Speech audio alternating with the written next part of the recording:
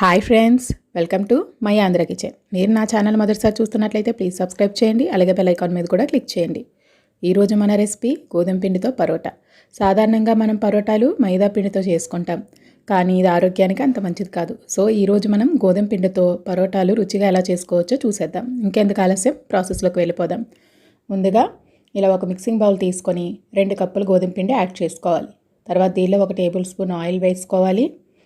అలాగే రుచికి సరిపడినంత ఉప్పు, ఇంకా పంచదార 1 టీ స్పూన్. ఇవన్నీ బాగా కలుపుకోవాలి, పిండిలో బాగా కలిసిపోయేలాగా.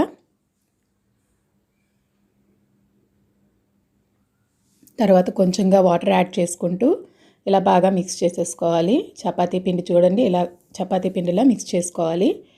తర్వాత దీని మీద కొంచెం ఆయిల్ యాడ్ చేసుకొని ఆయిల్ అంతా దీనికి పట్టించేసి మూత పెట్టి ఒక 10 నిమిషాల పాటు పక్కన పెట్టేయండి. 10 నిమిషాల తర్వాత తీసి ఒకసారి బాగా కలుపుకొని అప్పుడు దీన్ని ఉండలుగా చేసుకొని పక్కన పెట్టుకోండి. 4 పరోటాలు వచ్చాయండి 2 కప్పుల పిండికి నాకు. చూడండి, ఆయిల్ గ్రీస్ చేసుకొని ఇలా పెట్టేసుకోండి. దీన్ని ఒక 5 మినిట్స్ పాటు రెస్ట్లో పెట్టేసుకుందాం. ఈలోపు మనం కూర రెడీ చేద్దాం. ఇలా కుక్కర్ పెట్టుకొని ఆయిల్ యాడ్ చేసి ఆయిల్ హీట్ అయ్యాక పోపులు, జీలకర్ర యాడ్ చేసాం. తర్వాత పచ్చిమిర్చి, కరివేపాకు కూడా యాడ్ చేసుకోవాలి. 2 కొంచెం ఫ్రై అయ్యాక ఉల్లిపాయ ముక్కలు యాడ్ చేసుకోవాలి. తర్వాత బంగాళదుంప ముక్కలు కూడా యాడ్ చేసేద్దాం. ఇవి కొంచెం ఫ్రై అవ్వాలి. ఇప్పుడు బంగాళదుంప ముక్కలు యాడ్ చేసి ఒకసారి బాగా కలుపుకున్నాక 1/2 టీ స్పూన్ పసుపు యాడ్ చేయండి.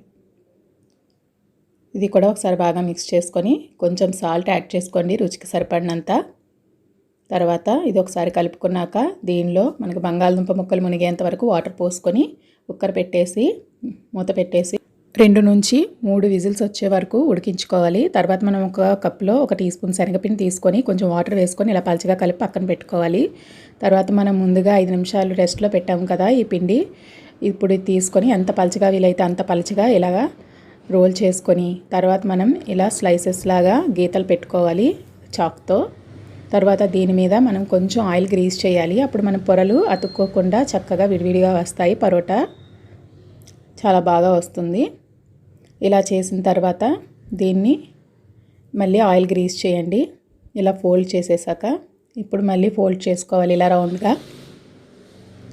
ఇప్పుడు నేను చూపిస్తున్న విధంగా ఇలా చేత్తో అద్దుకుంటూ చక్కగా నెమ్మదిగా అద్దుకుంటూ ఇలా పరోటా రెడీ చేసేసుకోండి. లేదంటే మీరు చపాతీ కర్రతో కూడా ఒత్తుకోవచ్చు నెమ్మదిగా. ఇప్పుడు మనం ఇలా ప్యాన్ హీట్ చేసుకొని ఆయిల్ గ్రీస్ చేసుకొని 2 పక్కల ఇలా తిప్పుతూ కాల్చుకోవాలి. ఇలా ఆయిల్ మనకి పొరల్లోకి వెళ్ళేలాగా బాగా ఇలా గ్రీస్ చేసుకుంటూ అటు ఇటు తిప్పుతూ కాల్చుకోవాలన్నమాట పరోటా.